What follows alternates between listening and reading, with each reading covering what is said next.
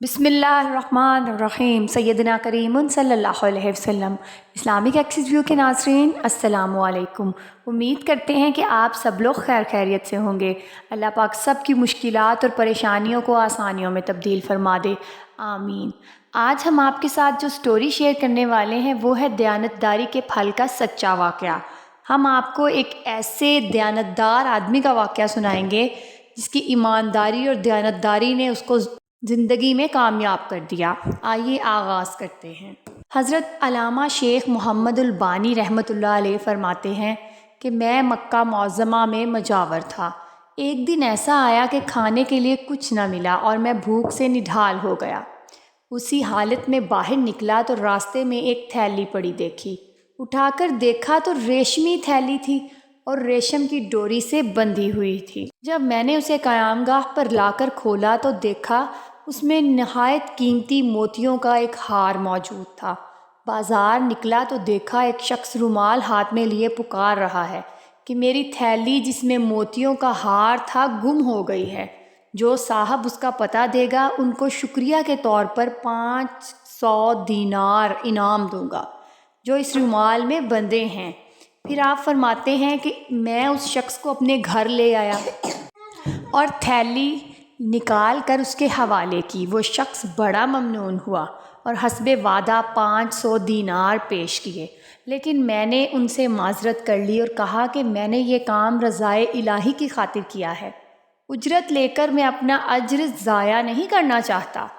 تاہم اس شخص نے اس کو قبول کرنے پر بہت زور دیا، لیکن میں برابر انکار کرتا رہا، یہاں تک کہ وہ تنگ آ کر چلا گیا۔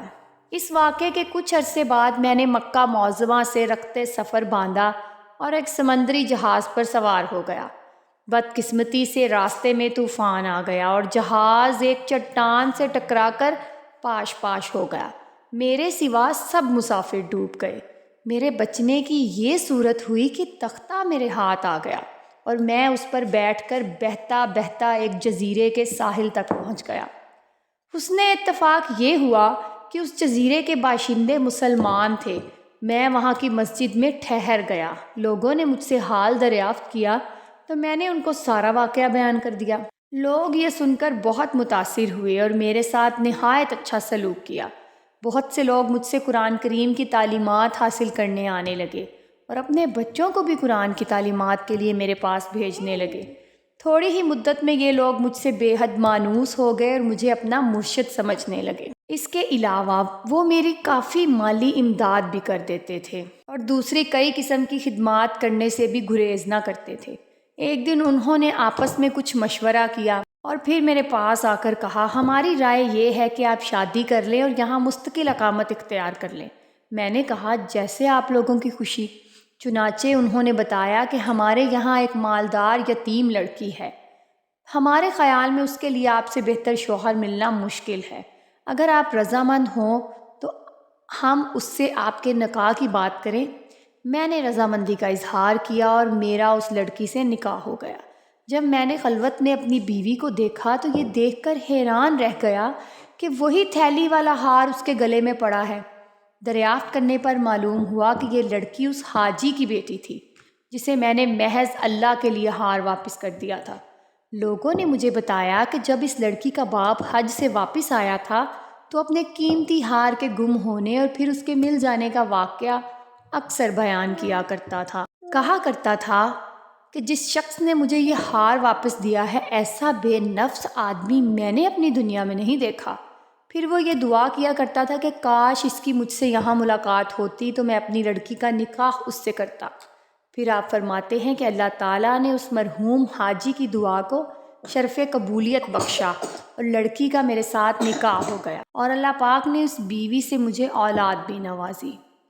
اسلامک ایکسس ویو کے ناظرین، اس واقعے سے ہمیں یہ سبق ملتا ہے کہ سچ ہے کہ نیکی کا بدلہ ہمیشہ اچھائی سے ہی ملتا ہے اور برائی کا بدلہ ہمیشہ برائی سے ملتا ہے۔ جیسا کہ اس واقعے میں دیانت کا بدلہ کیسا عظیم ملا۔ اللہ تعالیٰ نے دنیا میں ہی دکھا دیا کہ جو امانت دار ہوگا اللہ تعالیٰ غیب سے اس کی مدد فرمائے گا۔ اللہ تعالیٰ ہمیں بھی اس واقعے سے سبق حاصل کرنے کی توفیق عطا فرمائے۔ اسلامک ایکسس ویو کے ناظرین، اگر آپ کو ہماری یہ ویڈیو پسند آئی ہے تو اس کو لائک شیئر ضرور کیجیے، اور اس طرح کی مزید ویڈیوز دیکھنے کے لیے ہمارا channel Islamic Access View subscribe کرنا نہ بھولیے۔ جزاک اللہ، اللہ تعالی ہمیں بھی نیکی کرنے کی اور برائی سے بچنے کی توفیق عطا فرمائے، آمین۔